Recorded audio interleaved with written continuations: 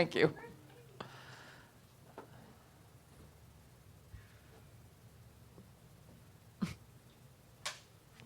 Hello, everyone. Here we are. And whoever's online, Charles, Gina, we're here. So just a couple of things before we start. We're having Sunday service, obviously. We're still out of the center because of the restrictions that are put on us, and we can't, if you didn't hear this already, because we can't have more than 20 people in here to 25 people. We don't want to have to make that decision of who's the 25 people that are going to get in and all the stress involved with masks and all of that. So we're just going to wait and know that very soon we're going to be able to be back together. So in the meantime, we'll just be online. And let's see what else.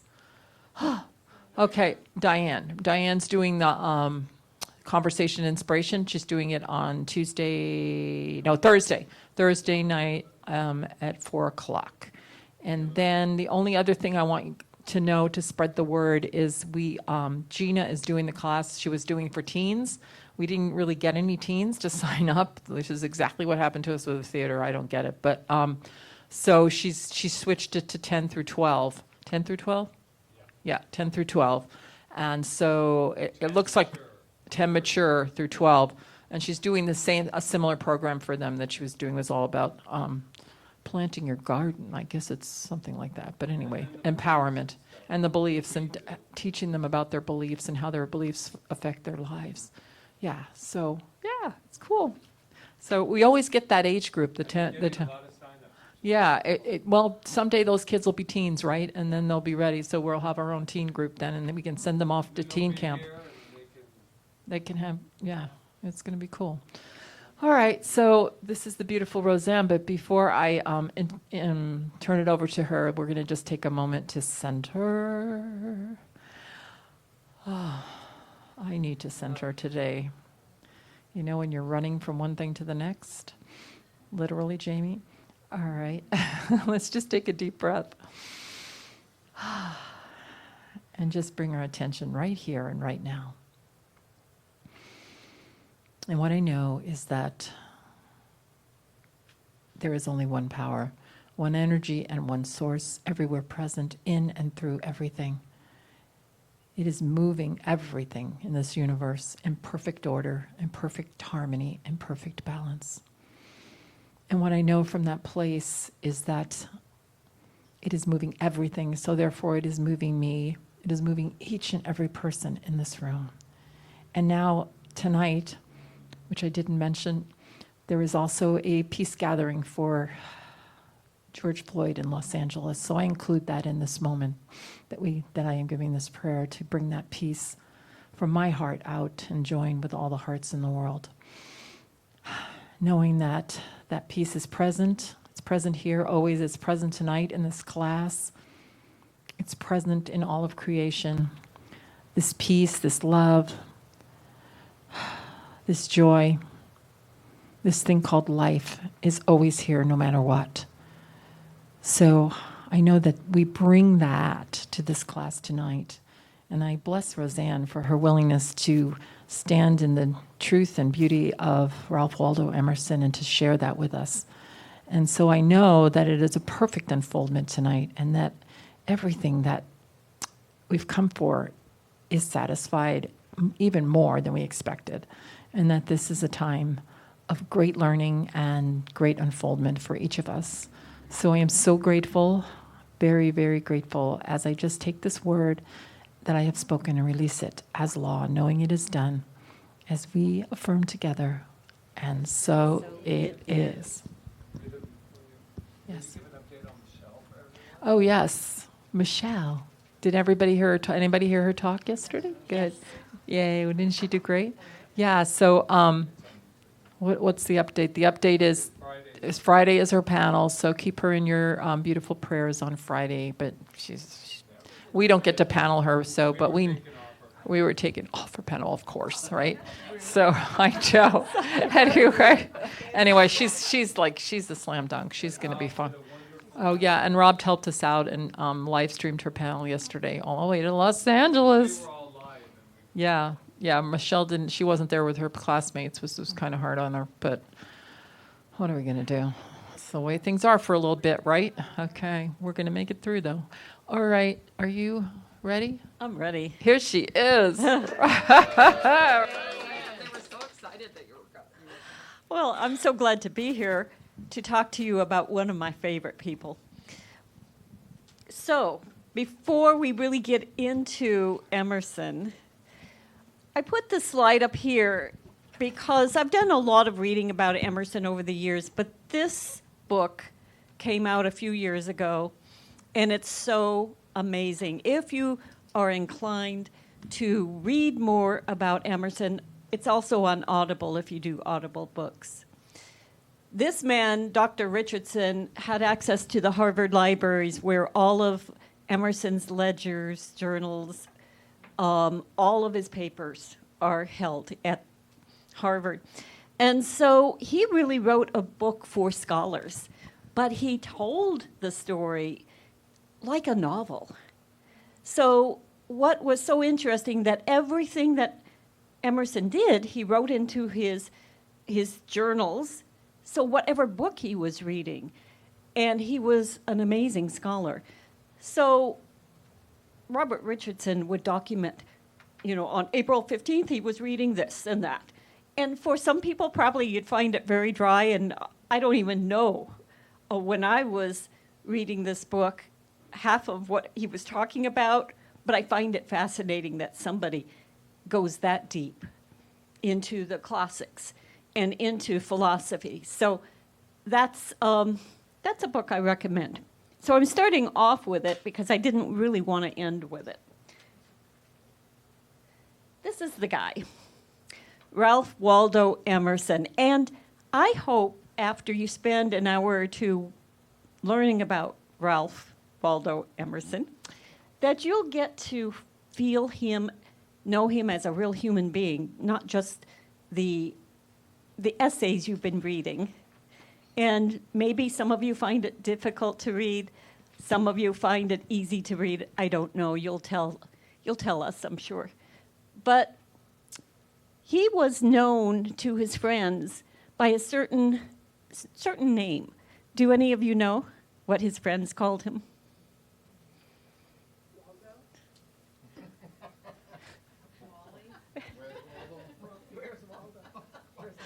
You're actually right. Bingo. If I had a gift, I would give you a gift. He was known to Waldo as Waldo to all of his friends. That's his preferred name. His family always called him Waldo. And so Ralph it wasn't Ralphie or whatever. It was Waldo. So I hope that by the end of this, that you may feel a very soft spot in your heart for this person named Waldo. The Sage of Concord, born in 1803 to 1882. Now, at that time, when you're born in 1803, your definition of who and what you're going to become is pretty much prescribed. If you were the son of a farmer, you probably would be a farmer. If you were the son of a minister, like Waldo was, you're probably going to follow that and become a minister. If you're a ditch digger, you're probably going to be a ditch digger. So most people, and coming from the class system of England, which really had an influence on our country, most people were sort of set in that class of whoever their parents were in following that same kind of occupation. Now, obviously, if you were a slave, if your father was a slave, you were going to be a slave. If your father was a plantation owner, you would be a slave. So it didn't matter. You didn't have a choice. But for Emerson, he broke out of that and wanted everybody to know that they did have a choice. The only person you are destined to become is the person you decide to be. Not just your profession, but who you are, your integrity, what you stood for. When Waldo became famous, he did a lot of lecturing. And this was a time in the 1830s, 40s, 50s. And then, of course, when there was a railway going around the country, then he could just jump on trains and go. Prior to that, he would either be riding a horse or taking a stagecoach or something to the lecture circuit. And the lectures were great because average people could afford to go listen to him talk. It wasn't just for wealthy people. In fact, wealthy people probably didn't go there. So it was sort of for the average person, maybe had some education, but wanted to go see some of these famous people. And for a very small amount, they could go and listen to him talk. So this was supposedly one of the lines that he opened up his lectures with. Welcome back, my friends, to the show that never ends. We're so glad you could attend. Come inside, come inside. So what do you think the show that never ends is?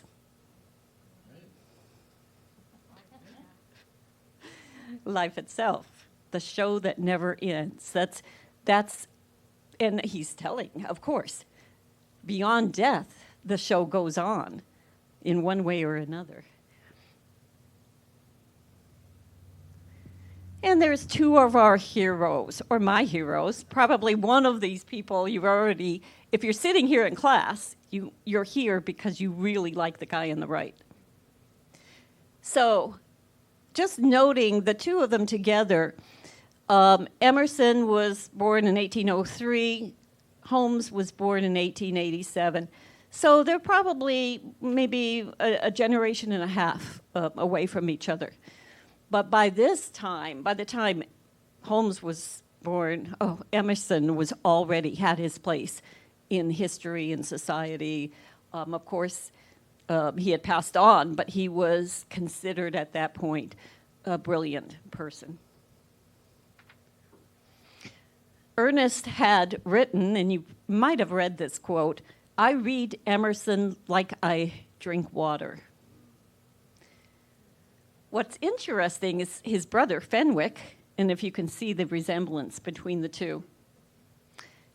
Fenwick says, Ernest began reading Emerson when he was 20, and 50 years later, he was still reading the same essays. So how many of you've started reading the essays? How are you feeling about what you're reading?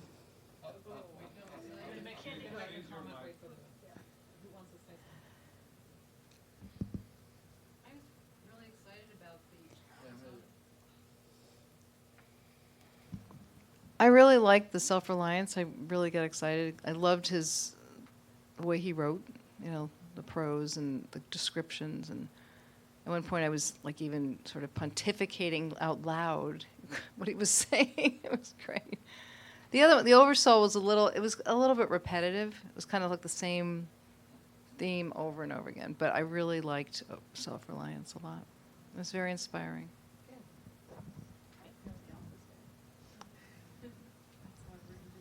Very interesting. I couldn't really, self-reliance tripped me up, the chapter, because there were like words in there that I had to go on dictionary.com because of like ancient words I'd never heard before. But the oversoul was like it gripped me, it grabbed me, and even though it may have seemed repetitive, but that's how I learned best, with, the repetition. Even though he changed it around, because it wasn't always the same words, but it was the same intent. And so because it was the same intent, I was able to grasp it better and was able to read it right through without, I couldn't put it down. I couldn't stop reading. It's very good to hear. Jamie, you have.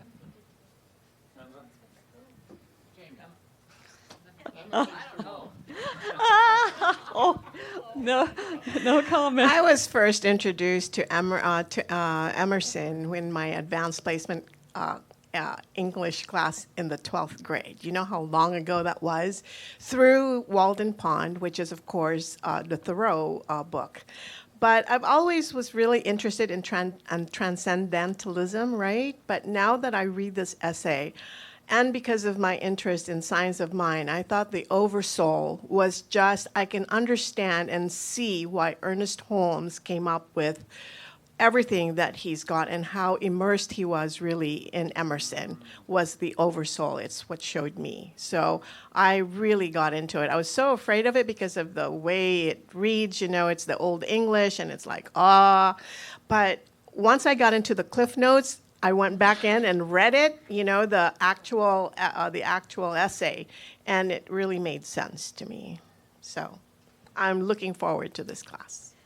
The universal mind of the oversoul. I agree. I thought that it read a lot. When I first started reading Ernest Holmes, it read a lot, like very similar to that. And there are a lot of chapters or paragraphs that I had to glaze over where I read through and I didn't get what it was saying, but I got it kind of happened every other paragraph, I would say, where I would completely understand what was happening in the next paragraph, and then I would kind of reread certain sections and get the gist of the idea, and then I kind of would get momentum. And it's kind of similar with what happened with me with Ernest Holmes. It was a little difficult for me to read when I first got into Science of Mind and the whole philosophy because I just wasn't used to reading in that way. And the more I read, the more I kind of got the idea of what the overarching idea they were talking about, an oversoul being like soul and the soil and the law. And so when I thought about the background or what I wanted to glean from it or what I thought he was saying from it, I could hear and understand a little bit more what I think he was saying. So at least I hope. But what I was getting from it, I felt like I was understanding this is about soul, this is about the soil, about the law. Like this is exactly how Ernest Holmes got, started on it, and it helped me understand Ernest Holmes a bit more. And it's also helpful in where I'm at in the Science of Mind text, because I'm reading the sections about healing and healing of the mind, and your word is law. So it related really well to that. And then self-reliance, again, like that you yourself you need to rely on your inner soul, your inner being, where our foundation is from. There's nothing behind that. Like that's the source, the beginning. So that was very, very interesting, even if I couldn't understand all of the words. I'd just like to make a comment, self-reliance, which is great. But probably, I'm going to say 40 or 50 years ago, a lot of conservatives grabbed a hold of that. And they used it as the argument of why we shouldn't have social programs to help people, because you're supposed to be self-reliant. And it's interesting how you can obviously interpret a message in different ways. I think he did not look at that self-reliance as meaning we shouldn't help others. And he was, and I will say this over and over again, from all of my reading and understanding of him, he was a very kind person, a very warm-hearted person, a person who felt deeply. And so he went through so many experiences in his life, I do not believe that he would have taken that thing, hey, it's all about me and me getting mine, at all. But it's a point that it's to think about if you read it again and see where somebody who doesn't have an idea that we should spend money on social programs might grab a hold and gravitate towards that.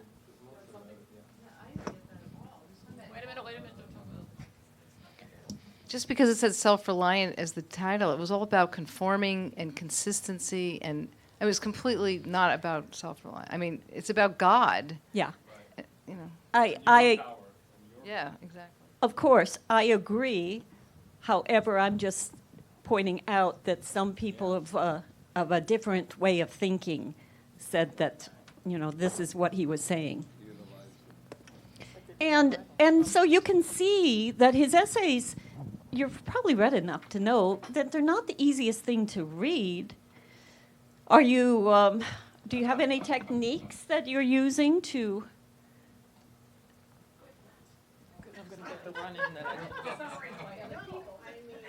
Making you run so much.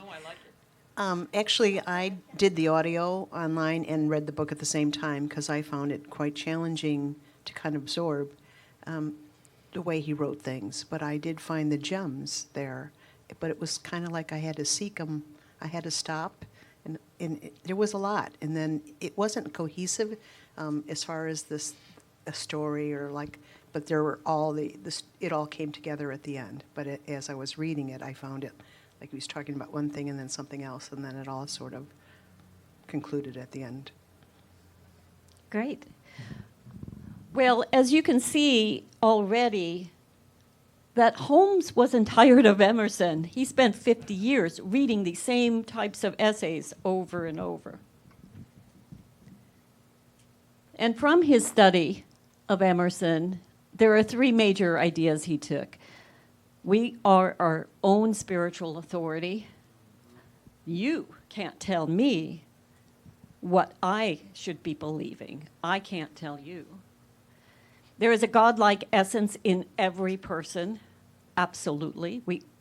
We're here. We're the choir. We believe that. And there is a connection between our thoughts and what happens to us. And the transcendentalism influences from carrying on through the 20th and 21st century, even though the term transcendentalism, the group, actually died after 10 years. I mean, disbanded. I wouldn't say died. The beliefs didn't die, but the group, formal group, disbanded. But they didn't even like the name transcendentalism. They didn't like referring to themselves as that. However, it definitely influenced all the New Thought philosophies. Of course, Ernest and Emma Curtis Hopkins, the Fillmores with Unity Church, and Melinda Kramer and Nona Brooks with Divine Science. But it's also seeped into American thought in so many ways and in the self-help movement. And there's probably ways that you will recognize that it's there, and people who might not subscribe to some of Emerson's ideas are influenced by these ideas through some of these people and lots more. So how do you approach reading Emerson in this day, or this year, 2020, an amazing year? So Dr. Lister, her guidance is to read him over time, to read him in bits and pieces, and to look for the glimmers of truth. I also think that if you read fast, I read very fast, so I have to really slow down to know that each word is important, and so maybe reading out loud might be helpful. Repeating, take a paragraph, and don't think I'm going to get through these 20 pages, and get it done because it's homework. Take a paragraph, 2 paragraphs. Just let it resonate. No, this is good. I need it. Just give her own microphone, and then we're Sorry. So what I did was, I just loved the way he wrote. Okay. But I wrote down, I took notes, and I wrote down the paragraphs that really spoke to me. So I can read back, oh, okay, so that's, I can see how it all ties together, and rather than just reading it all together. So I just, it was good. It's another helpful tip on approaching reading Emerson. So, well, if you're confused, Emerson would probably smile at you warmly and say, his quote, "Go ahead. Where your thought takes you is more important than where my thought might take you." He really believes that you are the authority. He is there to help guide you. But if it's his words that don't move you, then go within. So a bit of ancestry of Waldo. He had 7 ancestors that were congregational ministers. His grandfather, William Emerson, built the Old Manse located near Concord Bridge. This is a picture of the Old Manse. It still stands. You can go through it. Rob and I visit. Have you been to Concord? Yeah. And yeah.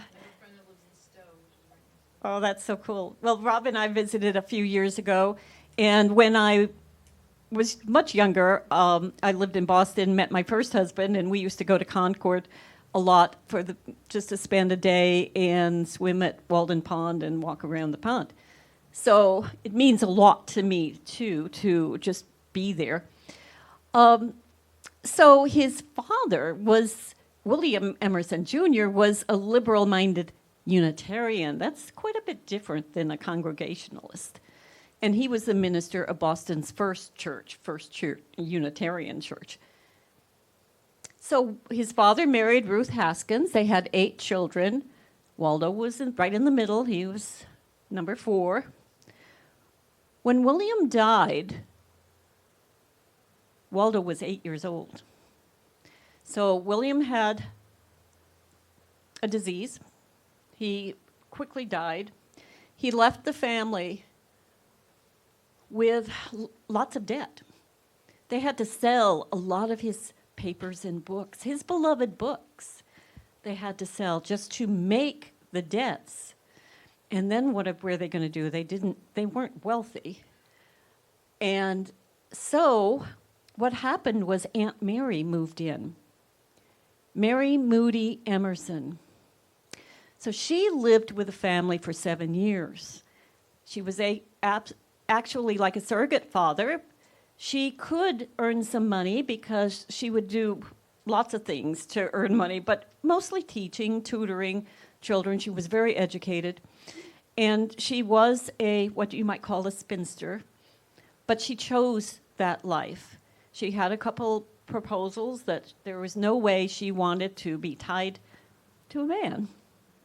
So she took charge of their spiritual and intellectual education, and Emerson stated that it was their privilege to have this immeasurably high standard in their childhood, a blessing which nothing else in education could supply.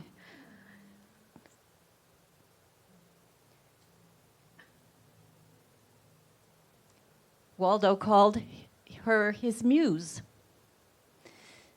his inspiration. He stated that her writing was purely original, rich, and profound, and he believed that she was the best writer in Massachusetts.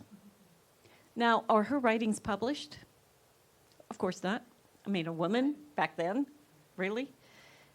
But Harvard, which has all of Emerson's journals and all of his writings, and they also have Mary Moody Emerson's writings, her journals.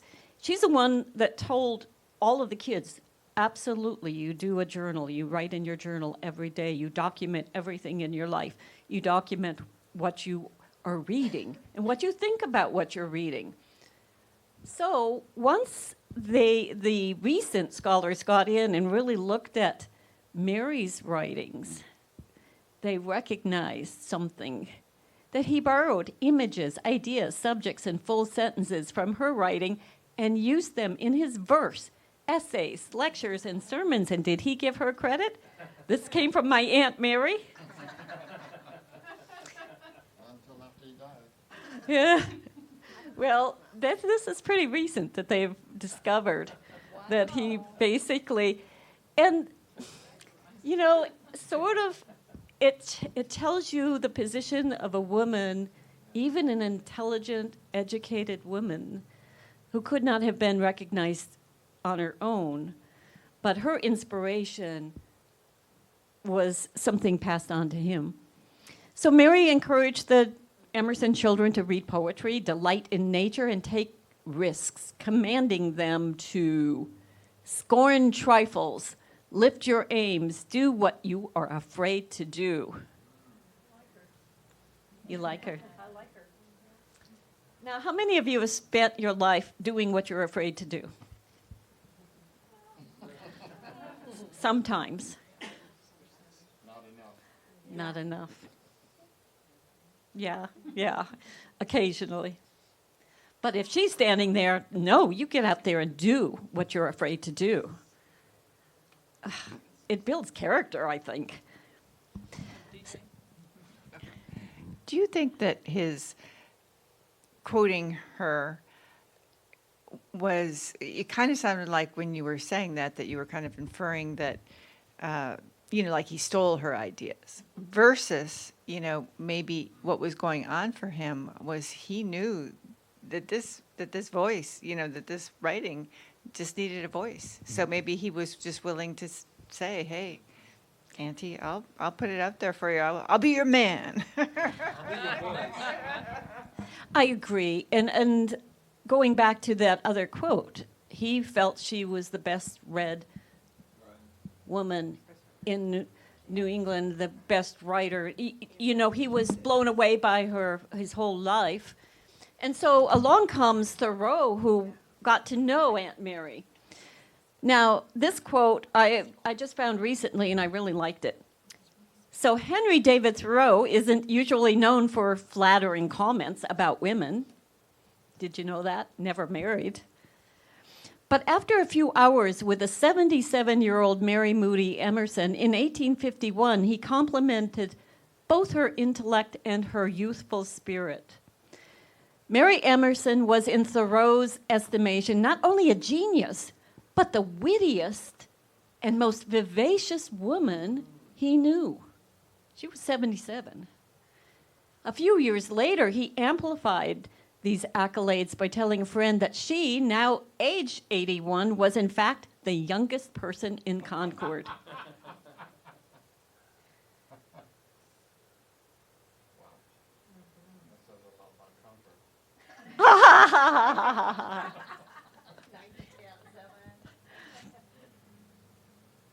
So here's a brief summary of his life. So he goes to Harvard Divinity School. What kind of student was he? Mediocre. Okay, think about it. The middle child, fourth child. His older brothers were the brilliant ones in the family. Everybody knew it. Waldo was the fourth son. He was sort of, passed over, looked over. And he didn't really want to be there, I think, because the thought of becoming a minister, which all the boys were supposed to grow up and become ministers following their 7 ancestors. Well, he didn't really want to, but he was eventually ordained as the minister of Boston's Second Unitarian Church. Unitarians were pretty liberal. Most Christian churches at that time would not. In fact, a lot of them today do not like Unitarian churches. So he did that, but why did he do that? Look at what happens next, 1829. He married Ellen Tucker. He needed a job. He wanted to get married. He was seriously in love with this woman. She lived for 2 years. So, as you can see, she died in 1831. In 1832, he resigned.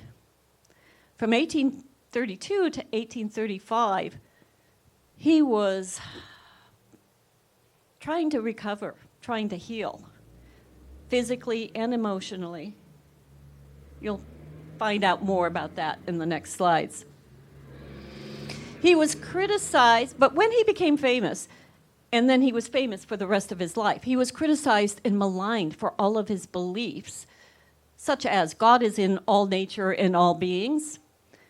He rejected church doctrine. He was anti-slavery, pro-women's rights, pro-Native American rights. We're talking 1830s, 1840s. Even in Massachusetts, this was not a popular stance to take. And so we think of Massachusetts as being the sort of anti-slavery state, that they had groups and in the 1850s. And, oh, yeah, there were some, but he was getting together with his friends who believed in these things, and they were a strong minority. And one time he's walking down the street in Boston, and this woman with her little son comes walking past them, and she looks at him, and the son is maybe 8 or 9 years old. She looks up, sees who it is. She rushes her son across the street to walk on the other sidewalk, and she loudly tells her son, "Don't look at that man. Don't talk to him. He's a devil." She knew it was Emerson. He was a devil.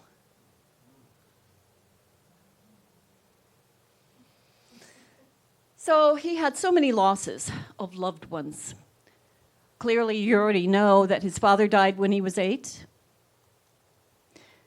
Only 2 of his 7 siblings lived to reach the age of 30. So out of 8 children, 3 survived to be 30 years old.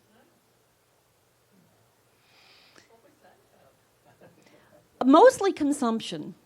And if you know what consumption is, we call it tuberculosis now. It was running rampant, certainly in New England, probably throughout the country, probably throughout the world.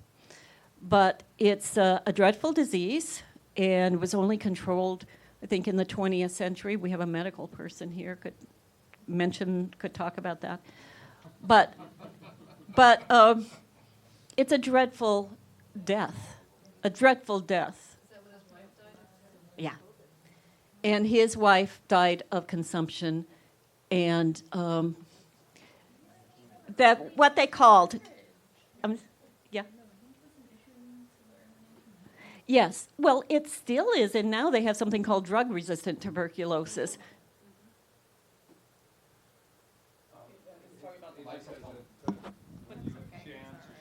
You know what? I'm going to Oh, just to give it leave to you. this in the middle Sorry. of the room. So I could have. You better raise your hands. Oh, no, I was just mentioning that tuberculosis is even a big problem in the early 1900s. Early 1900s, problems with tuberculosis, and still. And, well, actually, I worked for National Jewish Center in Denver, which is a renowned center that treats people with respiratory diseases, especially. It became a TB sanatorium in the late 1800s, early 1900s. And they were very progressive in treating TB. But yes, drug-resistant TB has arisen after they developed miracle drugs for the treatment of TB. And do you want to add anything to that as we go into medicine a bit? Mahilona Hospital up on the hill was originally a TB sanitarium, and it was built by Wilcox, one of the Wilcoxes, because her son had died at 19. And about the 1950s, 60s, they brought in the medications that eradicated the TB as far as what we knew at that time. But there is a new, more drug-resistant tuberculosis that's out there, and it's becoming quite active again, especially in communities where there are a lot of maybe drug use or other illnesses, AIDS, and things of that nature.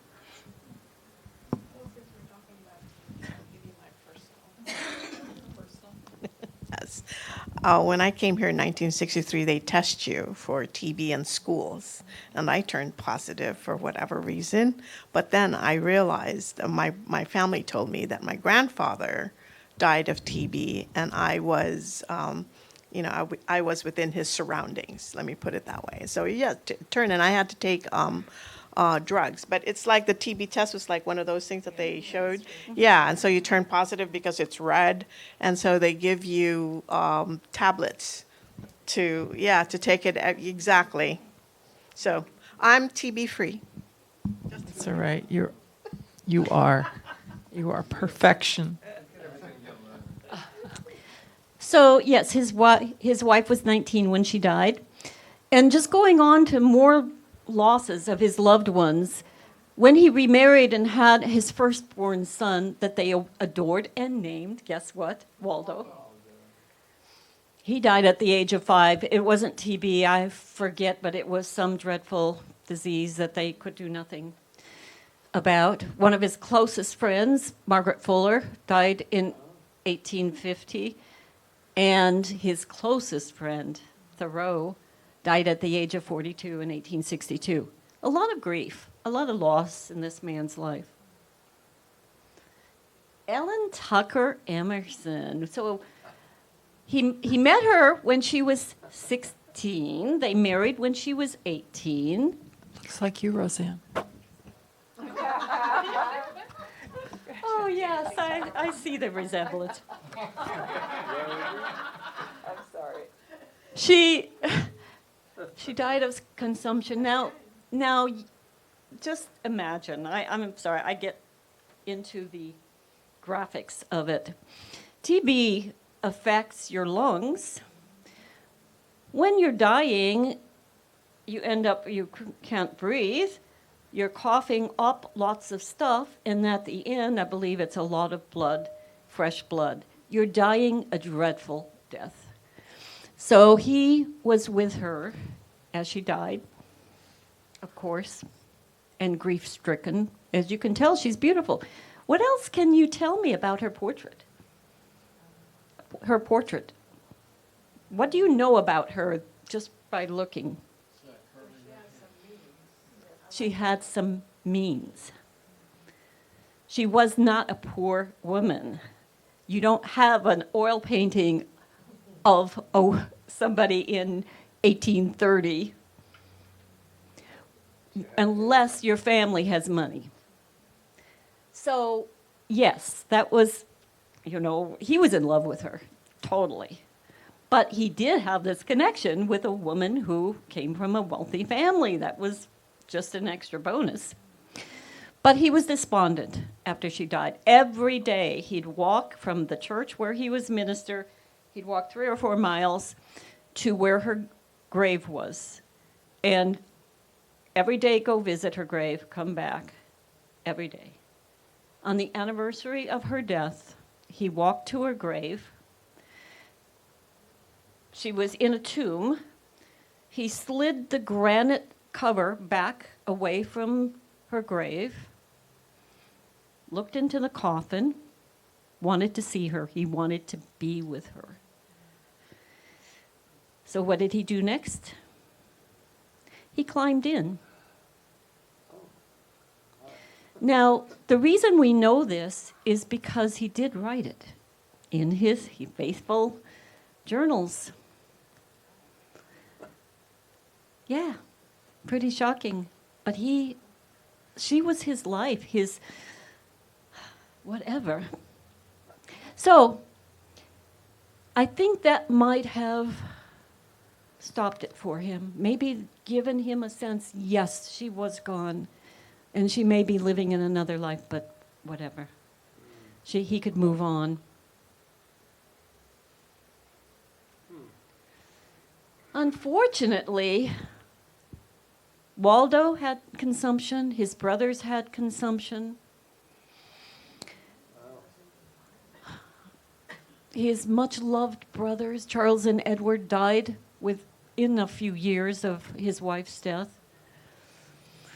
So by 1832, the year after she died, he resigned as minister.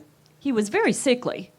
He was trying to recover physically, but also emotionally.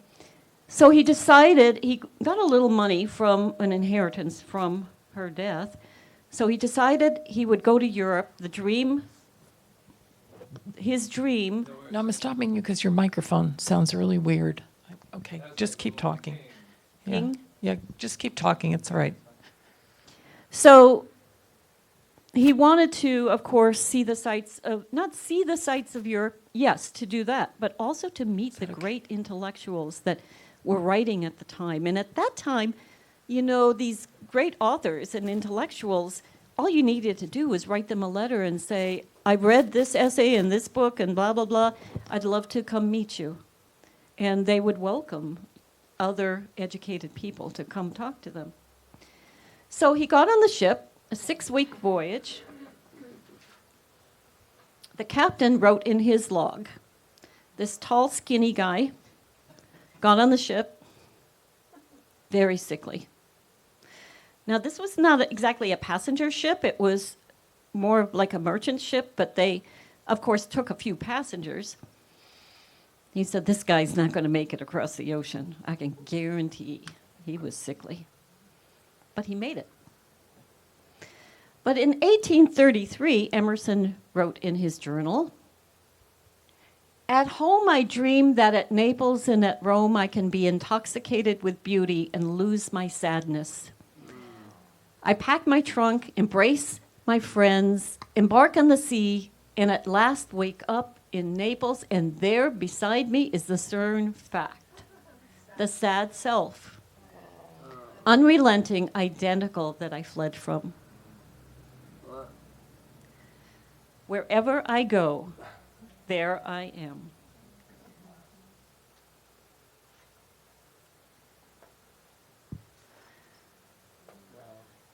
So, another quote, wonderful quotes by Emerson. Don't be pushed by your problems, be led by your dreams. He's going to start his recovery now. His recovery from despair, from his healing of his body, the healing of his mind. He traveled for 6 months from Italy to Scotland. He visited ancient sites and renowned philosophers. He connected with Carlyle, Coleridge, Wordsworth. He maintained active correspondence with Carlyle for many years, exchanging opinions and thoughts. They became friends and communicated for years. And Emerson was not famous at this time, but he soon would be. As his health and energy and enthusiasm returned, he sailed for home with a vision for his future, not as a minister, but as a writer, a poet, and an orator. Sorrow looks back, worry looks around, faith looks up.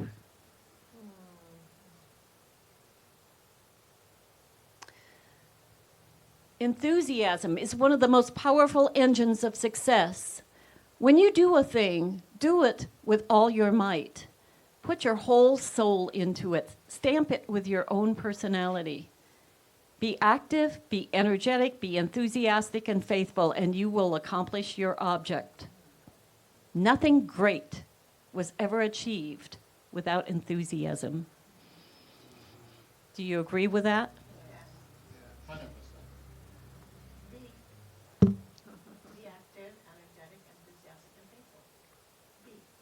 Be. And once you have made a decision, what happens? The universe conspires to make it happen.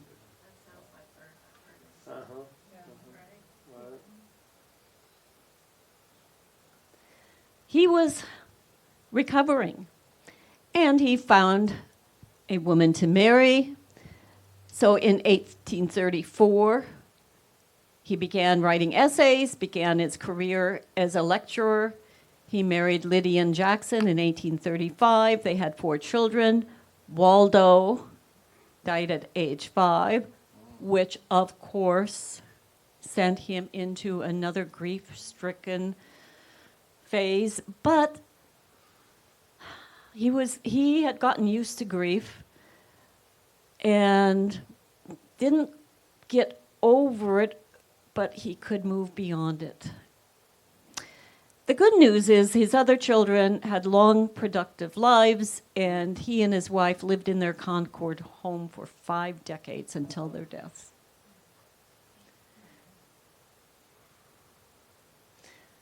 So he became an author, an orator.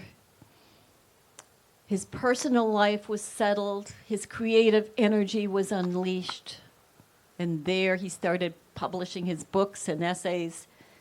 Nature, self-reliance, compensation, love, circles, spiritual laws, the oversoul, transcendentalism, and many more. Publications and lectures brought world fame, and admirers traveled to Concord to meet him. In 1837, they had rebuilt the Concord Bridge, of course, the famous Lexington and Concord episode in starting the American Revolution. So he wrote this long, long poem. But this stanza you may remember. By the rude bridge that arched the flood, their flag to April's breeze unfurled. Here once the embattled farmers stood and fired the shot heard round the world.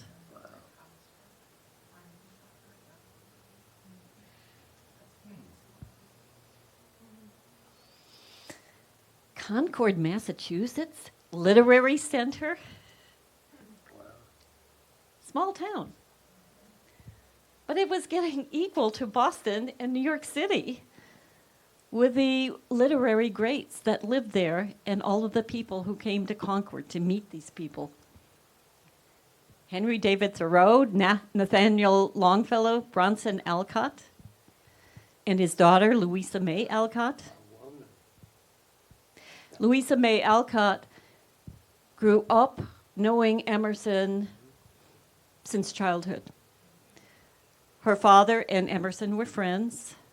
Emerson really liked her father. Her father was probably a really interesting person, but he wasn't good at supporting the family, and her mother had to do everything to put the food on the table.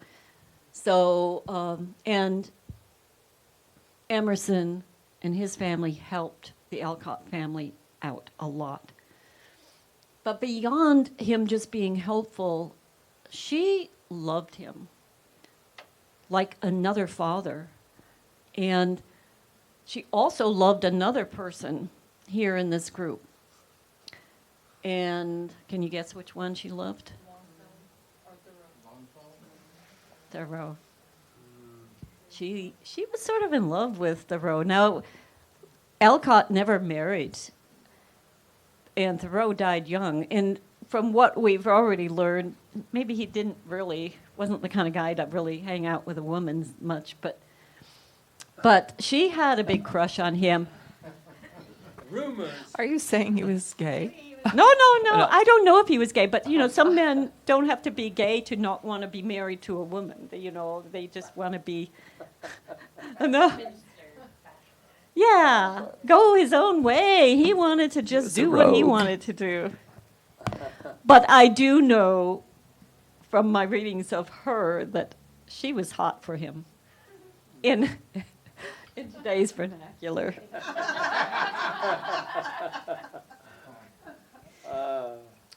Some influences on Emerson. Plato. Plotinus? Plotinus.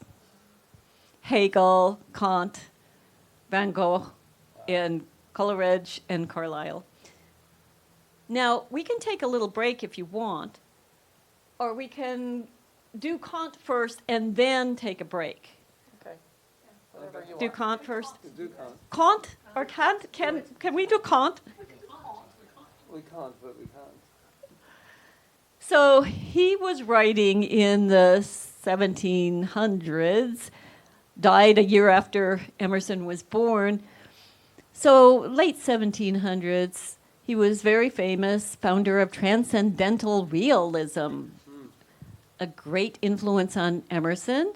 He was German, of course, and Emerson, of course, read Latin and German, like many educated people at that time, reading in different languages.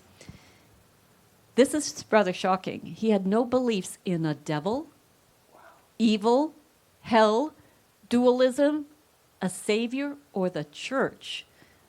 Now, a century or two before then, he would have been burned at the stake, I think.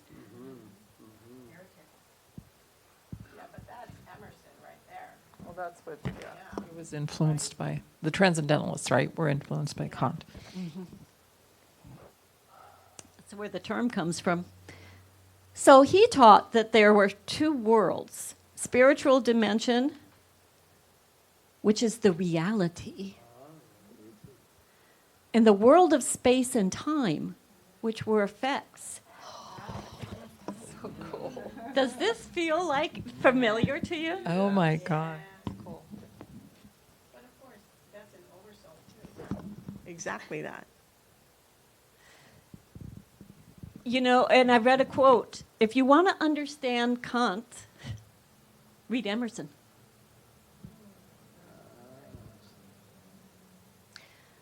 So one of his quotes was, the things of the world are forms in which we perceive and conceive things.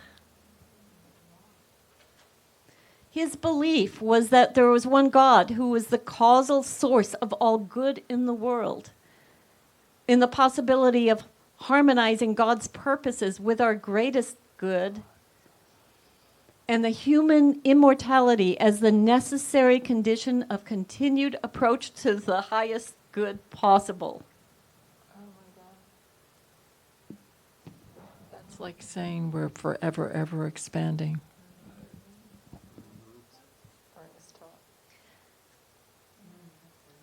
All I have seen teaches me to trust the Creator for all I have not seen. And we'll end with this slide and take the break, just because this is a little heavier. I made a mistake in college and took a class in philosophy, and I sort of thought it might be something like religion. I don't know.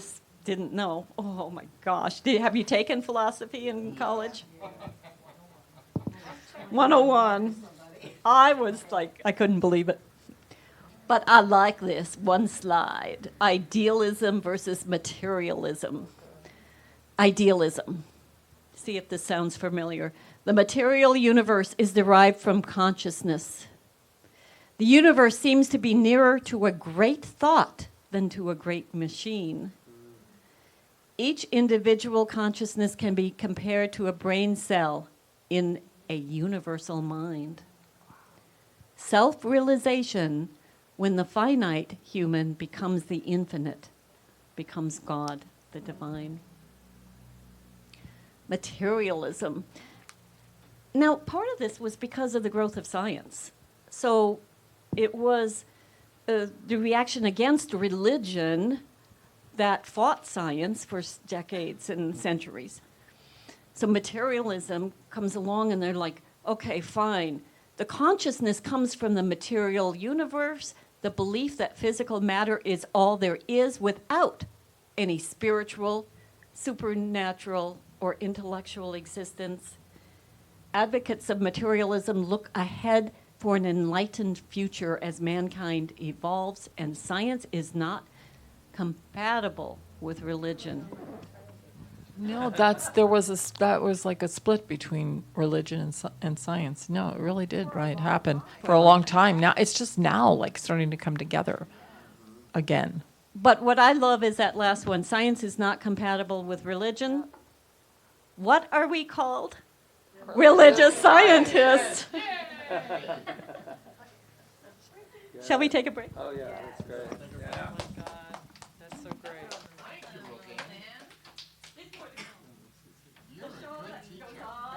The show that never ends. I love that, Roseanne. It's so amazing when you're talking about the people. I feel like you walked with them and talked with them, and God. I mean, it sounds so like Anyway, I was talking to Mary Alcott, and she said, and it's so natural. To tear up about the first wife dying, she's tearing up. Like she's gonna have a tear for Henry is so hot. I just can't wait to go to So Henry just wants to play in the woods. Let's build another Walden pond. Oh, I have a quick story about Henry. Do you know the story where he went to jail because he wouldn't pay the poll tax? Oh, no. Remember that one? No. Well, he was protesting the tax. I don't remember why, but he wasn't going to go to. Because there's He was